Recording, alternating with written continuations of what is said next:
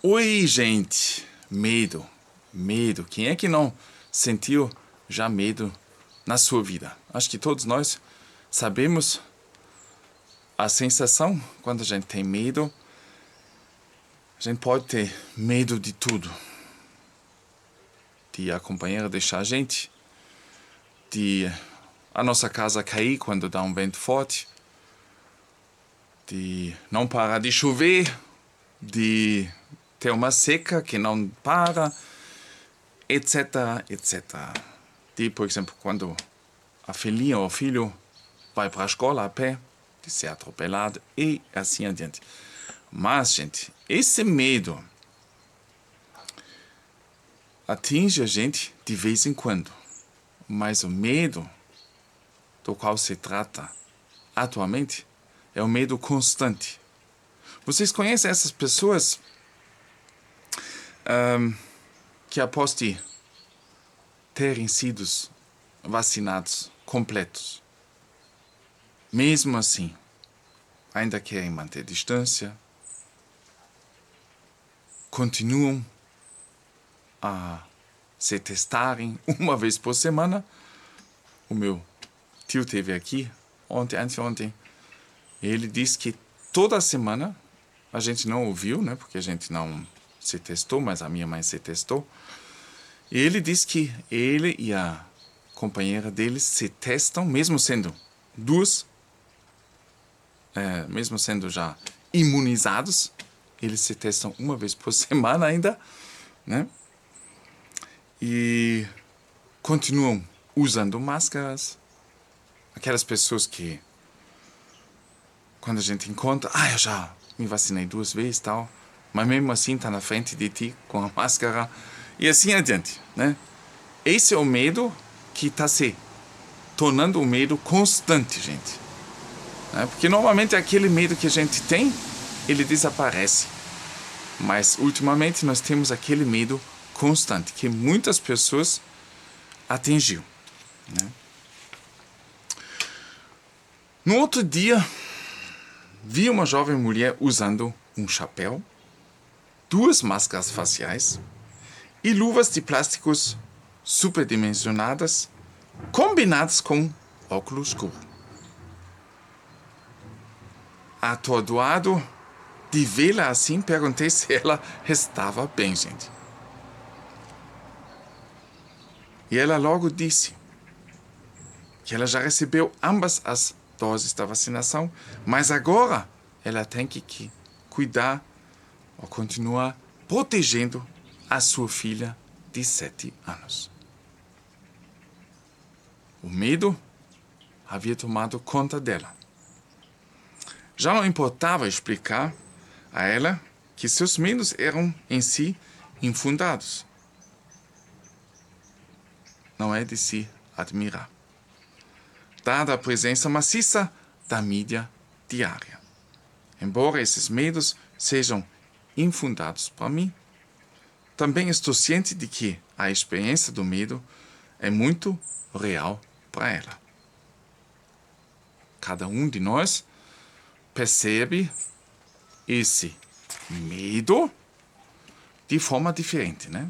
Uns acham que não faz sentido, outros veem o mundo cair, né? E a gente tem que ter consciência disso, que tem pessoas que realmente sofrem com esse medo constantemente. Em nossos tempos atuais, o medo se tornou uma doença comum. O medo é comumente definido como a crença de que alguém ou algo é perigoso e susceptível de causar dor ou representar uma ameaça, como um tubarão nadando ao nosso lado. Dentro da razão, o medo é uma emoção perfeitamente saudável. Mas os medos irracionais não os forçam a tomar uma decisão melhor e mais rápida, mas apenas causam maior ansiedade.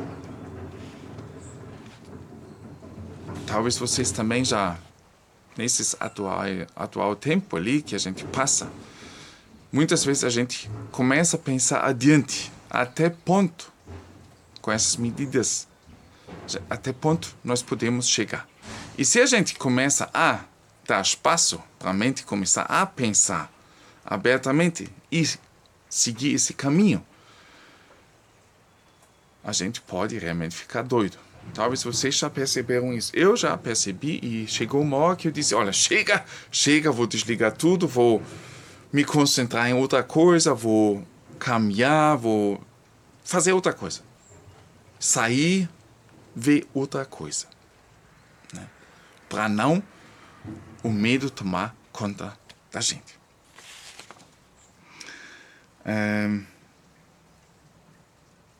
Esse medo falso e irracional surge em nossos pensamentos e imaginações. Todos nós temos medos infundados e falsos em algum momento de nossas vidas. No entanto, geralmente, podemos lidar com eles bastante bem e então eles rapidamente diminuem. Tomemos como exemplo meu medo de espaço confinado. E realmente eu tenho, quando eu me imagino assim, entrar num tubo assim, né? Porque muitas vezes crianças tal, eles passam num tubo assim bem apertadinho, só de brincadeira, eu já começo a ficar assim, com medo, né?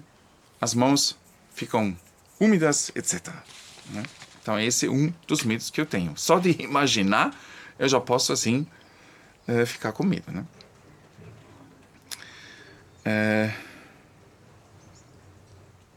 Não me sinto confortável com ela, mas posso mantê-la sob controle bastante bem. Ainda assim, eu evito o assento, por exemplo, no meio de um avião, se possível. Eu perguntei a ela do que ela tinha tanto medo. Sua resposta foi morrer de Covid e deixar minha filha sozinha. Ela agora estuda, ensina a filha na casa e só sai quando é absolutamente necessário. Ela citou estatísticas que tinha lido e notícias da televisão e da mídia social. Como pode uma pessoa inteligente, aparentemente razoável, racional, mergulhar tão profundamente na trincheira do medo? A mídia é adepta de espalhar o medo e o terror, o que certamente desempenha um papel importante aqui. As consequências dessa devastação do medo pesam muito. O medo patológico gerado dessa forma leva a constante preocupação e estresse. Desde a pandemia, o número de transtornos de ansiedade e estresse e outros graves problemas psicológicos dispararam. Cada medida que tomamos na medicina ou através da política de saúde, incluindo bloqueios e mandatos de distanciamento social, tem consequências não intencionais. O aumento das taxas de suicídio de jovens, desde que essas medidas foram introduzidas, é outro exemplo trágico. Assim como o aumento do número de pessoas, incluindo crianças, sendo medicadas para ansiedade e depressão. O que pode ser feito a respeito dessa ansiedade? Como lidar com eles? A raiz do problema é que esses medos são muitas vezes baseados em crenças às quais nós agarramos. Não aceitamos mais fatos novos, não consideramos mais novas suposições e só aceitamos informações que confirmem exatamente aquilo de que já estamos convencidos. Se você encontrar uma pessoa que sofre de ansiedade excessiva, um bom passo é primeiro encontrar uma base comum. Reconhecer que a ansiedade é muito real para a pessoa. Não desvalorizar os sentimentos da pessoa. Sei que há. Olha lá o trem, olha, gente.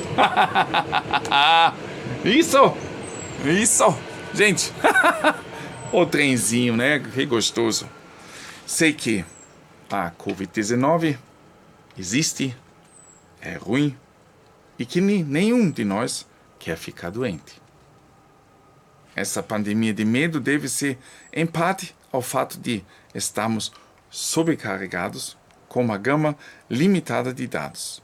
Nosso cérebro tem que peneirar e decidir o que achamos que é válido e o que não é. Alguns dados, como o número de novas infecções, são constantemente repetidos, enquanto outros dados são raramente mencionados, como o número de pessoas infectadas testados positivos que não se sentiam doentes em nenhum momento. Enquanto estamos inundados por alguns dados, falta-nos o contexto crucial para outros dados. Às vezes, é apropriado simplesmente pausar e manter uma distância saudável do fluxo de informações que não espalha nada além do medo. Em meio a toda essa incerteza, é importante encontrar apoio.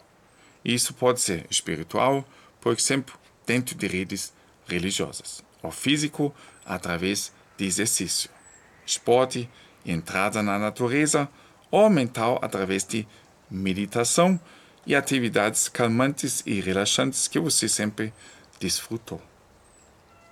Estudos mostram que o exercício feito em alta intensidade é muito bom para combater a ansiedade e o medo. A yoga também demonstrou reduzir os sintomas de ansiedade generalizada.